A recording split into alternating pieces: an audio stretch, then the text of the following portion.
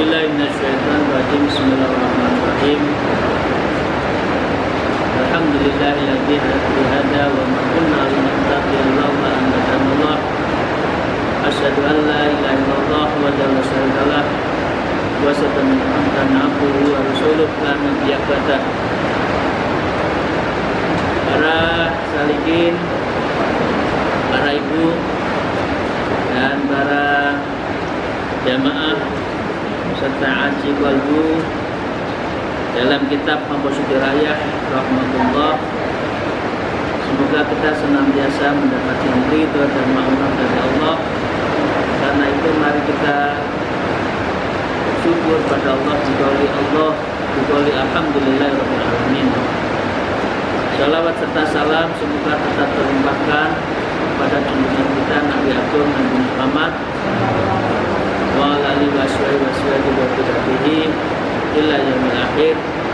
Allahumma shalli wa sallim wa barik alaihi. Bapak Ibu sekalian, para jamaah yang saya hormati dan insya Allah semoga mendapat ridho dan maghfirah dari Allah Subhanahu wa taala. Mari kita mulai lagi dan meneruskan ngaji kita tentang kitab ini. Hari ini persis seperti yang ditanyakan kepada kita kemarin, cirinya orang ikhlas itu apa? Nah, karena itu memang kemarin tidak kami sampaikan secara keseluruhan, hanya sesuatu yang berkaitan saja. Nah, karena itu saya akan melanjutkan wa qala al-mu'allif hadzal kitab wa nabihima bi ulimiha fid darain amin ya rabbal alamin. Faslun fiman yahmaduhun nas ala ta'ati wa yasqulu alaihi sukunu nafsi ila hamdihi. Jadi tentang amalan seseorang, dia dipuji oleh orang lain, tapi sesungguhnya dia dipuji itu tidak suka dengan pujian itu. Cirinya apakah kita terpengaruh dengan pujian atau celaan, bagaimana? Nah, ini kira-kira pengertian dan bisa untuk kita cerna bareng-bareng. Sebelumnya kami mohon maaf, di pondok lagi hujan deras sekali sehingga suaranya agak terganggu. Suara hujan masuk di audio video yang ada di sore hari. Kalau al-mu'allif hadzal kitab wa tariquhu fi ta'aruf dzalika ayyuhu al-nafsa annahum indamahu wa abuhu wa atarahu hamdu min ghairi zamin fa in kariha dzalika fastalahu qalbuh lam ya'man alaihi riyah. Jadi untuk mengidentifikasi apakah kita itu terpengaruh dengan riya atas pujian orang lain, atau bisa jadi juga karena dicela orang lain, maka dengan demikian kita bisa mencermati diri kita, ya, ayat rujuk ala nafsi. Diri kita itu kalau dicela kayak apa, kalau dipuji kayak apa. Nah, itu kita bisa lihat, kita tanya pada diri kita. Jika kita ada orang ya dihina atau kita dihina orang lain dan dia mencela, ya, dan mereka tidak memuji tanpa menghina, nah itu pengertiannya gini. Orang itu kadang-kala dengan kita biasa saja, kita minta dipuji, atau ada orang lain yang memuji kita, mencela kita, bagaimana sikap kita. Nah, jadi melihat orang lain yang memperlakukan seperti kita, ya, fa in kariha dzalik wastaghala lahu, jika kita menyukai perilaku, ya, perilaku orang itu mencela, memuji, atau hati kita bertanya, loh orang itu kok tidak memuji, tidak mencela, nah, ya, dan kita adalah istighola lahu qalbu, hati kita itu sibuk bertanya itu, Mengapa orang itu kok memuji? Mengapa orang itu mencela? Loh, mengapa orang itu tidak memuji padahal saya itu luar biasa? Karena kan gitu, ya. Ya, artinya kita sudah istighola qalbuh, hati kita itu sudah terpengaruh dalam situasi orang lain, ya. Maka dengan demikian, ya, yu'manu alaihi riya. Orang seperti itu sudah riya. Karena amalannya ingin diketahui orang-orang lain, ingin dipuji maupun dicela. Bapak Ibu sekalian, dipuji atau dicela itu sama saja. Itu penyakit hati. Karena kadang-kala ada orang yang sudah edik, ya, edik kontroversi. Dirinya itu kalau tidak kontroversi sakit. Semakin dibully, semakin dikontroversi, semakin dimusibah oleh dia seperti Garuda yang melayang di angkasa. Karena itu kan banyak orang yang tokoh yang selalu sehari-hari dicela. Memang dia ingin dicela. Jadi dicela maupun tidak dicela itu sama-sama sakit. Dipuji maupun dicela itu sakit. Nah, kalau kita, woi besok saya dicela apa ya, saya tak buat begini, ini orang itu dari ya, gitu lah. Karena banyak orang yang mendesain dirinya itu agar dicela terus. Jadi itu ya, dan dia disebut riya. Wa illam yubali bidzalik walam yaltafit alaihi fadhahiru anna mukhlis. Kalau seseorang, ya, dia tidak peduli dan apapun, tidak dicela biasa saja, dipuji biasa saja, dan dia juga tidak memperlihatkan istighola, tidak sibuk dengan ingin dinilai orang lain, ya, fadhahirun, maka dengan demikian sikap dohir seperti ini annahu mukhlis. Orang itu adalah orang mukhlis, orang ikhlas. Jadi orang ikhlas itu tidak terkesima dipuji atau tidak dipuji, adalah dia tetap ikhlas. Waqad yakunu qabla dzalika mura'yan bi kifan ma'a hamdihi. Terkadang sebelumnya orang itu ketika dipuji ada unsur riya. Oke. Kemarin kan ini sudah kita bahas kemarin. Tsumma yahduru lahu tarku wuqufi ma'a hamdi. Kemudian dia merenung wukuf sejenak. Saya kok larut dengan pujian ini, ya, okay.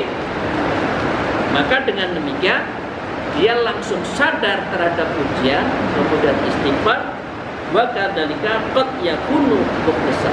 Maka tetap orang ini akhirnya menjadi dicap atau dinilai sebagai orang mukhlis, orang ikhlas. Karena manusia itu tidak bisa menghilangkan tabiat sedikit pun, tapi kemampuan kita adalah menghalau tabiat yang jelek. Tabiat yang jelek adalah salah satunya adalah nafsu lawamah, nafsu yang ingin dipuji, nafsu ingin yang ditakabur dan sebagainya.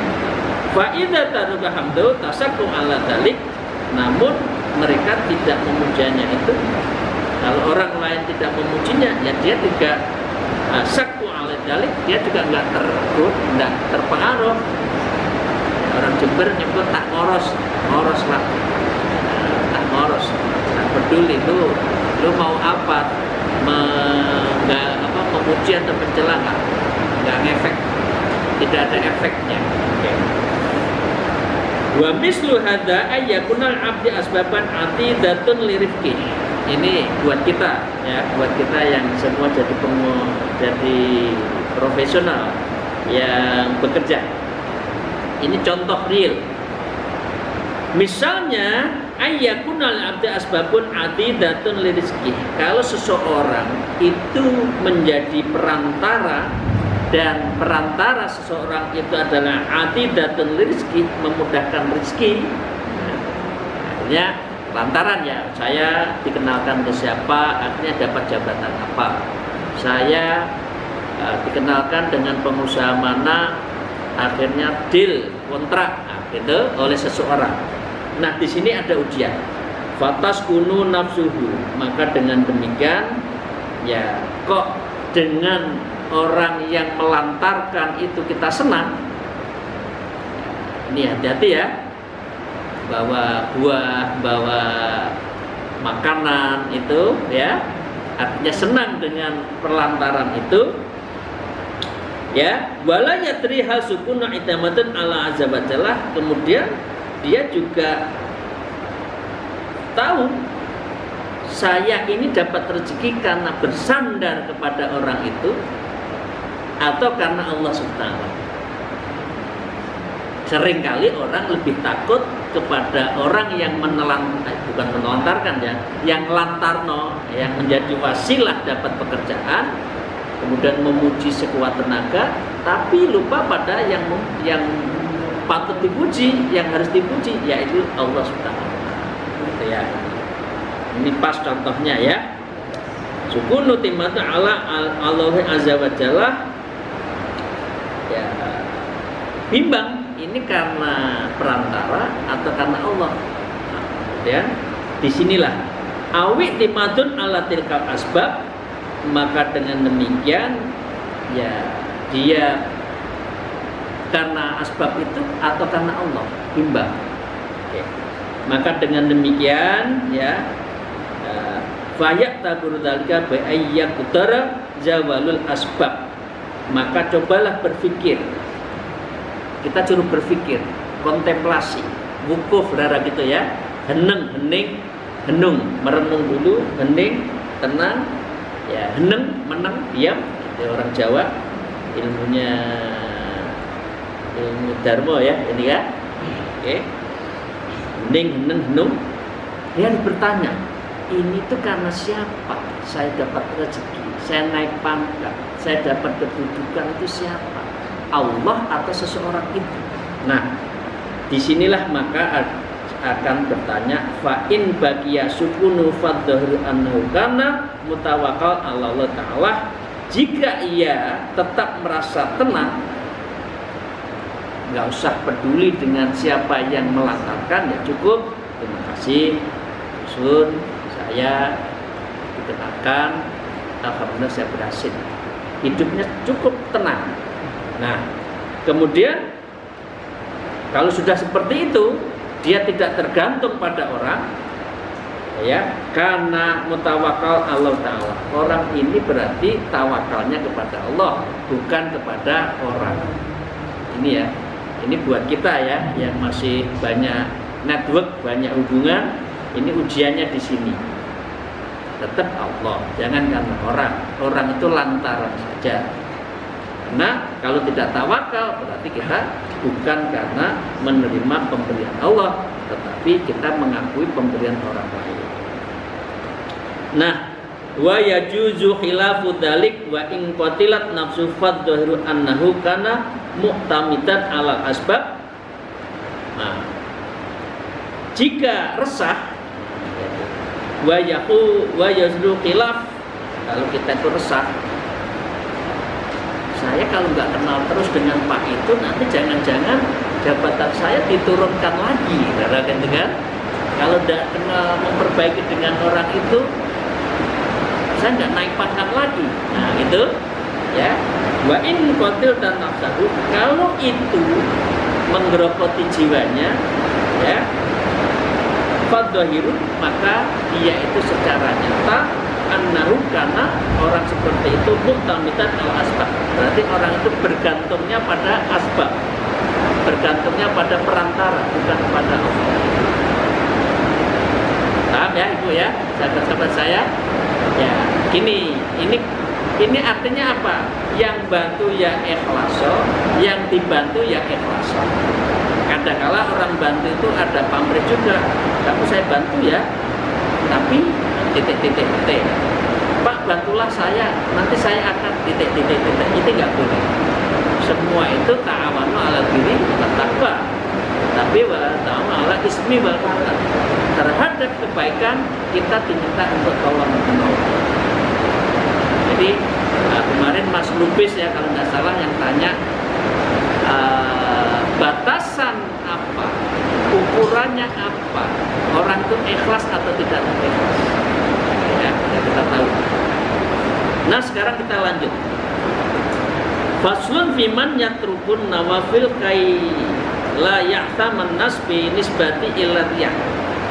tentang orang yang meninggalkan ibadah sunnah, ya, tapi agar orang lain itu tidak menilai kita riya, karena kalau kita dinilai riya, yang nuduh riya juga dosa, kita beramal juga tidak berguna. Nah ini tipis banget ya, ini tipis antara dia mengatakan enggak saya riya, nanti orang itu dosa karena nuduh saya, padahal sesungguhnya dia itu males, gitu loh. Jadi di sini ukurannya apa? Wa qala al-mu'allif bi hadzal kitab wa nabiyina bi ulumiyya fitarin amin ya rabbal alamin. Qad yakrahul mutatawwi'an nisbatahu ila riya. Terkadang orang yang melakukan amalan sunnah tidak mau karena dianggap riya. Enggak riya. Tapi apakah dia riya atau tidak kan juga nggak tahu. Kadang-kala riya itu memang menjelma begitu saja, dan orang juga tidak bisa meninggalkan riya sama sekali karena ada nafsu manusia. Justru karena itulah dikendalikan agar tidak riya. Jadi menghilangkan sama sekali tidak bisa, karena kita tabiatnya itu adalah ada unsur nafsu. Fayatrukul amal daf'an lidalik, ya, karena ia meninggalkan amalan untuk menolak pengaitan tersebut, ya. Wa qad yatruku safaqatan 'alan nas an ayyathamu binisbati ila riya. Terkadang ia meninggalkan amalan itu karena kasihan kepada orang, andai mereka berdosa karena mengaitkan dirinya riya tadi. Daripada saya mencetak orang lain dosa, nambah dosa, adalah saya kalau ada orang banyak saya nggak usah ibadah sunnah, gitu kan, daripada saya dikatakan riya dan yang menuduh saya itu adalah dosa, lebih baik saya tidak. Artinya yang lain juga tidak ada dosa, dianya juga tidak dapat pahala, tidak mendapat pahala, tidak nambah pahala. Ini ya alasan, bahasa Jawanya itu alasan, ya. Nah dengan demikian para salikin wa tariquhu illa ma'rifah dalika ayyang dura ila dzunubin nas. Cara ia mengetahui hal itu adalah dengan melihat dosa-dosa orang lain. Ini cara melihat apakah itu ikhlas atau tidak. Jadi orang lain dosa, kita itu melihat orang lain dosa itu sikap kita kayak apa. Nah, ini juga bisa untuk uji terhadap apakah kita itu ikhlas atau tidak. Jadi motret lah, ibda bin nafsik lah, rara kita ya, kalau orang dosa kita apa, nah, itu cara bersikapnya apa. Fa in syaqat alaihi kamas syaqati nisbati ila riya, jika ia merasa terganggu melihat dosa-dosa itu, ya, sebagaimana ia terganggu jika melihat ia bersikap riya. Jadi orang dosa kita riya, kita terganggu.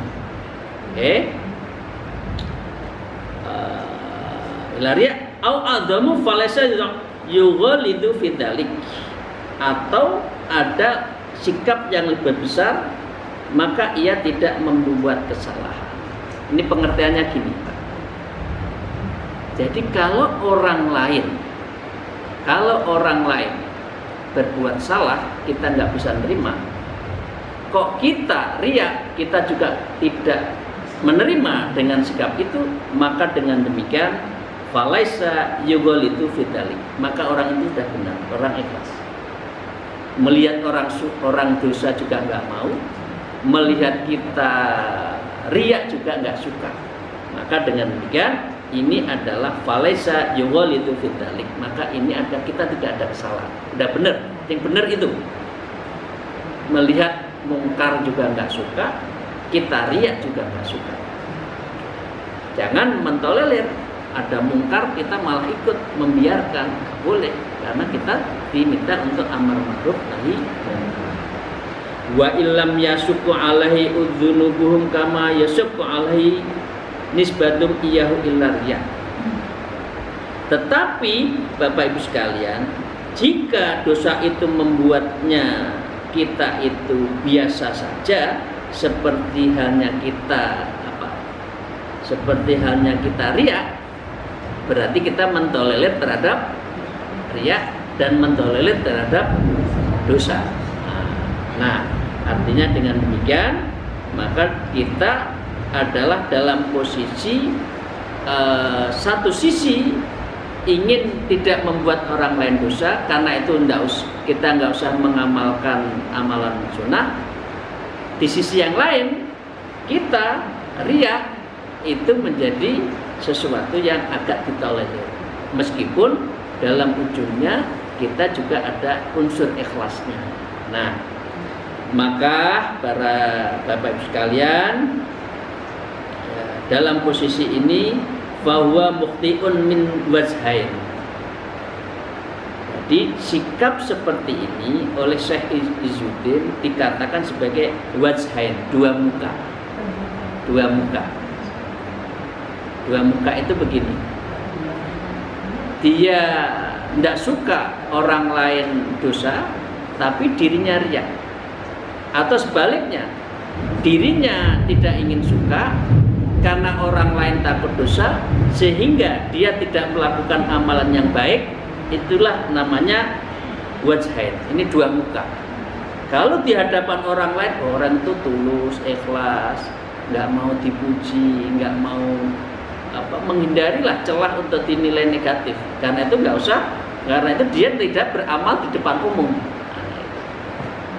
Dan banyak kan orang nggak ke masjid, orang nggak kemana, tapi sebetulnya di rumah juga ibadah. Tapi yang bagus kan sholatnya di masjid, jamaah, tapi ikhlas. Nah, maka dengan dzul wajhain, ya, dua wajah itu apa artinya? Ahaduhuma annahu tarakal amal muhaqqaqun naf'uhu khaufan mimma dhanna. Wajah yang pertama, annahu tarakal amal, dia meninggalkan amal, dia nggak mau beramal, ya, muhaqqaqun, yang jelas diketahui orang. Karena apa? Nafuhu, untuk bermanfaat buat dirinya, khaufan, karena takut, mimma dhannahu, takut orang lain itu mendon diri kita itu adalah riya. Ini kan bagus ya. Ini bagus. Bagus dalam arti strategi. Orang lain jangan mengira saya riya, karena itu saya tidak usah beramal sunnah di depan orang banyak. Meskipun juga belum tentu beramal sunnah, untuk menghindari orang lain tidak nambah dosa karena dzon kepada kita. Ini bagus, strateginya bagus. Tergantung dirinya apakah tetap menjalankan amalan atau tidak, amalan sunnah atau tidak. Yang kedua, wasani annahu asa'ad-dhanna bil muslimin ayyasullah fihi binisbati ila riya. Yang kedua, annahu asad-dhon, ia berburuk sangka kepada kaum muslimin, ya, ayyasu, dikira kita itu adalah bermaksiat atau riya di hadapan Allah. Orang ini menjadi gumedeng, memangnya itu siapa, merasa orang hebat, selalu dinilai orang. Enggak lah, itu kan biasa-biasa saja. Oh, saya itu kan orang besar, saya kalau nanti datang di satu forum dianggap riya. Padahal belum tentu orang datang di pehna apa diabaikan begitu saja juga banyak kok. Coba lihat, dulunya tokoh, begitu dia tokoh diabaikan kok. Coba sekarang banyak kan? Padahal ini penyakit, dulunya tokoh, kemudian tidak tokoh, masih merasa tokoh, sehingga ingin ditokohkan, padahal di lapangan dia sudah dianggap bukan siapa-siapa, nothing.